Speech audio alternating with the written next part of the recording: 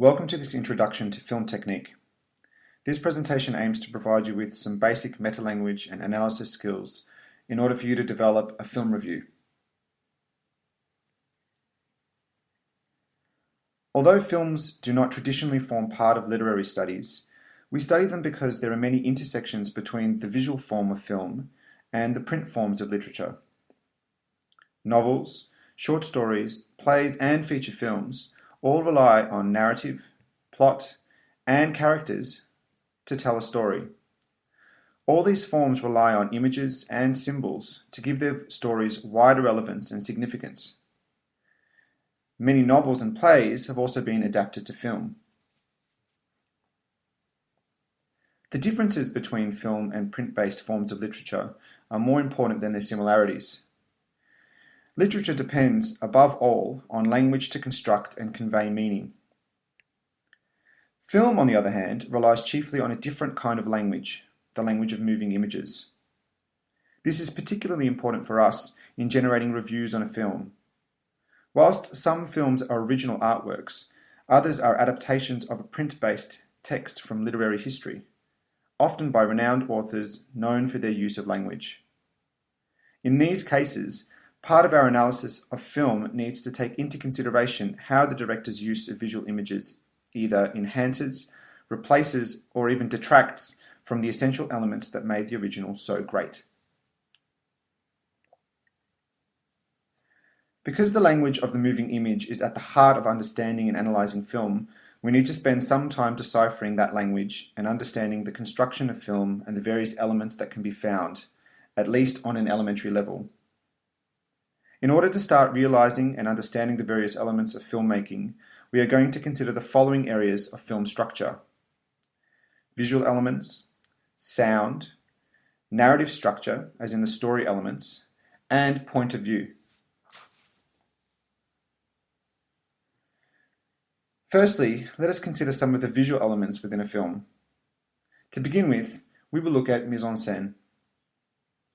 This is a French term which literally translates to put on stage. The term is used in cinema and live theatrical performances to refer to the setting of a scene. With film, it refers to all of the visual elements within the frame at a given point. There are different components to the mise en scène of a film or particular scene. Firstly, let's consider setting. Whether on location or within a studio setting, films can represent a wide range of settings in a very realistic way. Since the earliest days of cinema, critics and audiences have understood that setting plays a more active role in cinema than in most theatrical styles. On the importance of setting, French film critic André Bazin wrote, "The human being is all important in the theatre. The drama on the screen, however, can exist without actors. A banging door, a leaf in the wind, waves beating on the shore, all can heighten the dramatic effect. Some film masterpieces use man only as an accessory, like an extra, or in counterpoint to nature, which is the true leading character."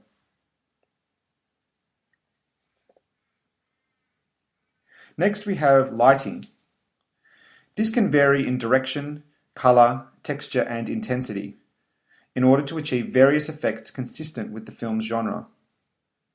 Much of the impact of an image comes from its manipulation of lighting. In cinema, lighting is more than just illumination that permits us to see the action. Lighter and darker areas within the frame help create the overall composition of each shot, and thus guide our attention to certain objects and actions.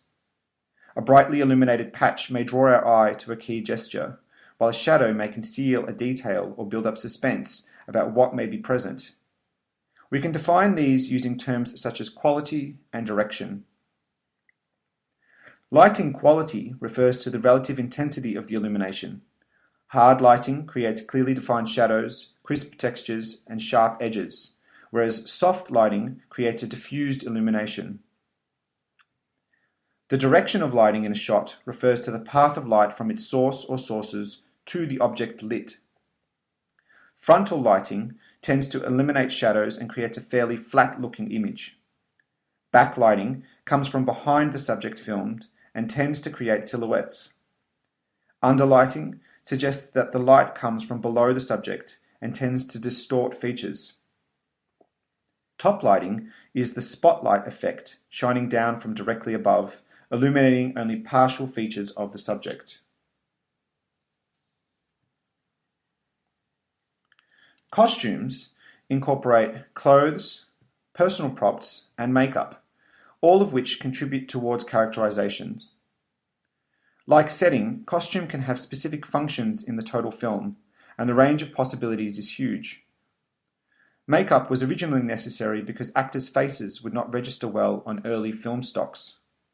Up to the present, it has been used in various ways to enhance the appearance of actors on the screen. Today, makeup usually tries to pass unnoticed, but it also accentuates expressive qualities on the actor's face, particularly in close-up.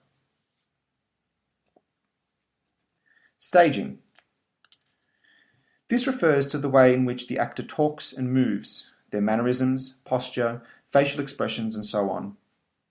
The director may also control the behavior of various figures in the mise en scène. Acting is often, but not always, approached in a manner of realism. When we watch any fictional film, however, we are to some degree aware that the performances on screen are the result of the actor's skills and decisions. As such, we must be aware of the deliberate decisions being made by actors also, as they present a particular character on screen.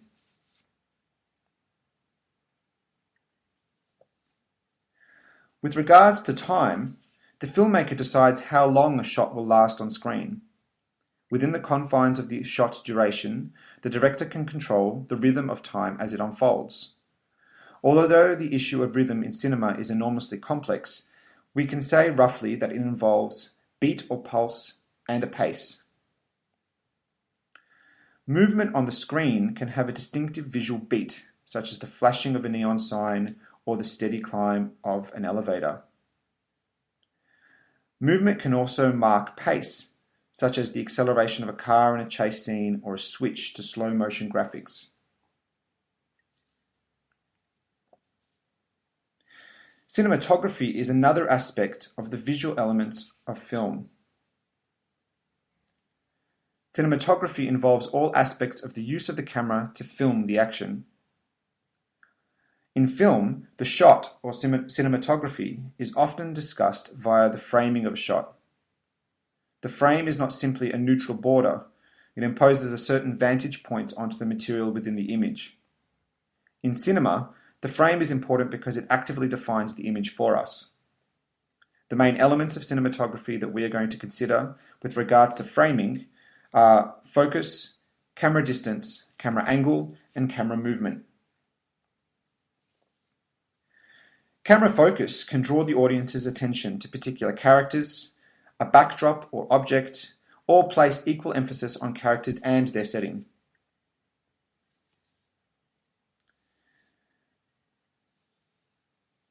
The framing of the image stations us not only at a certain angle and height, and on a level playing field or at a slant, but also at a certain distance.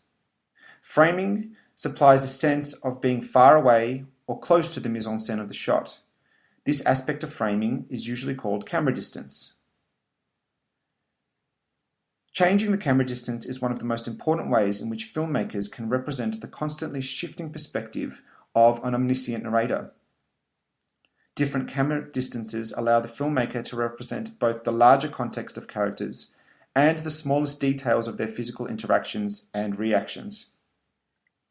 The scale of the human body is often used when describing different camera distances.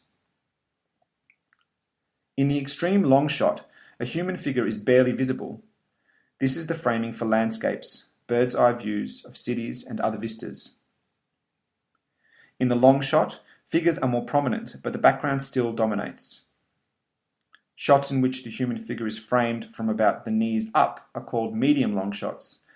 These are common since they permit a nice balance of figure and surroundings. The medium shot frames the human body from the waist up. Gesture and expression now become more visible. The medium close-up frames the body from the chest up. The close-up is traditionally the shot showing just the head, hands, feet, or a small object. It emphasizes facial expressions, the detail of a gesture, or a significant object. The extreme close-up singles out a portion of the face, for example the eyes or lips, and isolates and magnifies a detail. Apart from the distance of the shot, the frame also implies an angle of framing with respect to what is shown. It thus positions us at some angle onto the shot's mise-en-scène. The number of such angles is infinite, since there is an infinite number of points in space that the camera might occupy. In practice, we typically distinguish 4 general categories: the straight-on angle, the high angle, the low angle, and the canted angle.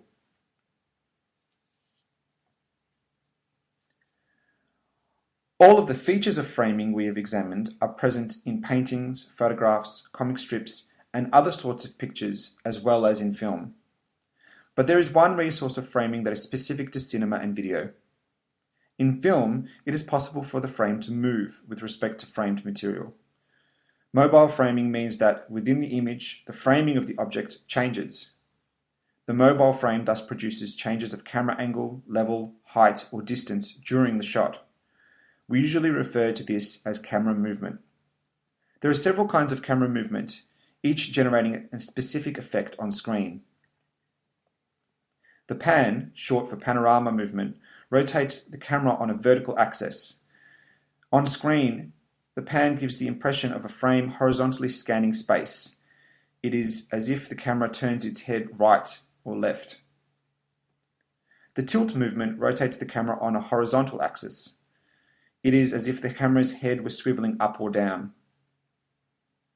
In the tracking or dolly shot, the camera as a whole changes position, traveling in any direction along the ground, forward, backward, circularly, diagonally, or from side to side. In the crane shot, the camera moves above ground level. Typically, it rises or descends, moves forward and backward, as well as side to side. Variations of the crane shot are helicopter or aeroplane shots. The final aspect of visual elements that we will be looking at is editing. Editing is the process of determining the length and sequence of shots in a film. It also involves deciding which shots will be included and which will be excluded from the finished film. The importance of the editing process on the film as a whole is significant. Tension and excitement can be generated by brief shots and frequent cuts. A more reflective and slower paced film would use longer shots.